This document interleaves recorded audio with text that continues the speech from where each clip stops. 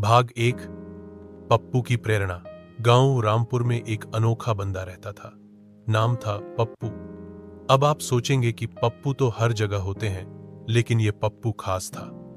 ये वही पप्पू था जो 5वीं में 4 बार फेल होकर अब गांव के अनौपचारिक ज्ञानी बन चुका था। एक दिन पप्पू पंचायत भवन के पास बैठा अखबार उल्टा पकड़े हुए था और चाय की चुस्कियां ले रहा था। तभी उसके बचपन के दुश्मन छुट्टन ने पूछा, क्यों पप्पू, आज अखबार क्यों देख रहे हो? शादी का विज्ञापन ढूंढ रहे हो? पप्पू ने गंभीरता से जवाब दिया, नहीं बे, अब राजनीति में आ रहा हूं। छुट्टन की चाय नाक से निकल गई। कक क्या, तू और राजनीति? पप्पू बोला, हां, नेता बनना है। अब तक सबने मुझे बेवकूफ समझा। अब मैं नेता बनकर पूरे गांव को समझाऊंगा कि असली बेवकूफ कौन है। भाग 2, चुनाव का ऐलान।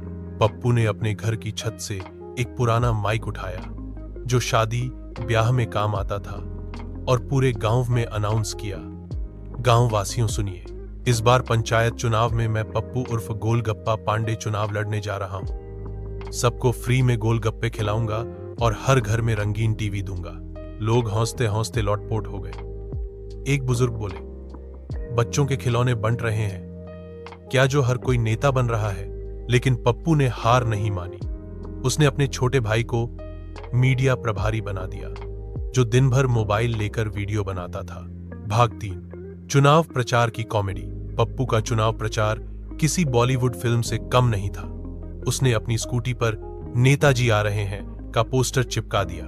जब भी किसी के घर जाता, वो माचिस की डिब्बी देता और कहता, इससे भ्रष्टाचार जलाओ। एक दिन स्कूल में बच्चों से बोला, अगर मैं जीता तो एसकी। बच्चों ने जोरदार तालियां बजाईं और उसके लिए प्रचार करने लग गए। अब पप्पू के पास एक बच्चा मोर्चा बन चुका था। भाग 4, प्रचार का ऊंचा स्तर।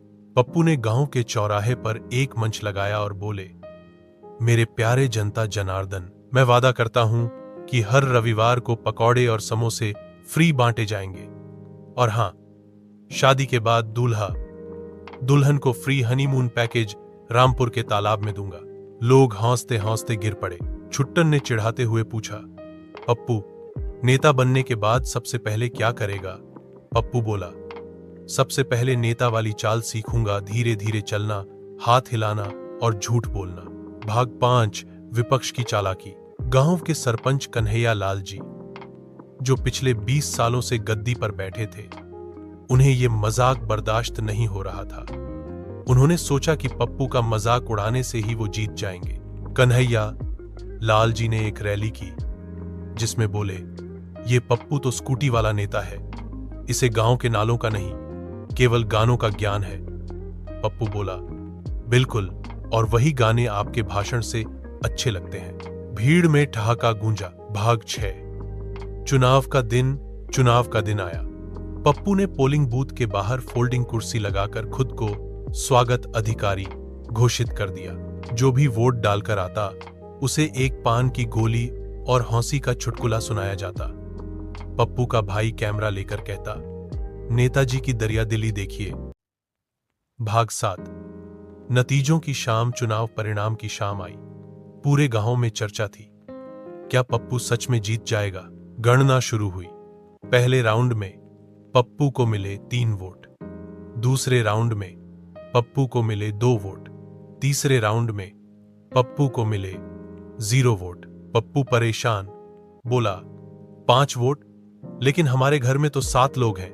मां बोली, बेटा, हमने सोच समझकर वोट डाला, गांव का भला चाहिए हमें। भाग 8, हार की जीत। पप्पू को हार तो मिली, लेकिन दिलों में जीत गया। गांव वाले बोले, पप्पू ने तो कम से कम हौसाया तो सही, नेता तो हमें हर बार रुलाते हैं। कुछ युवाओं ने कहा, हम अगली बार सच में पप्पू को जिताएंगे, कम से कम उसके वादे सुनकर तो दिन अच्छा होता है। पप्पू बोला, नेता नहीं बना, कोई बात नहीं, पर अगली बार गोलगप्पा पार्टी बनाकर आऊंगा। चुनाव नहीं जीतूंगा तो ठेले लगाऊंगा, पर हंसाता रहूंगा। अंतिम विचार, पप्पू भले ही नेता न बन पाया हो, पर उसने सबको एक जरूरी सबक सिखाया, राजनीति में हौसी की भी जरूरत है, वरना सब कुछ सिरदर्द बन जाता है। और अब भी जब गांव में कोई दुखी होता है, लोग कहते हैं चलो पप्पू के पास चलते हैं, वो कोई नया वादा सुनाकर हंसा देगा।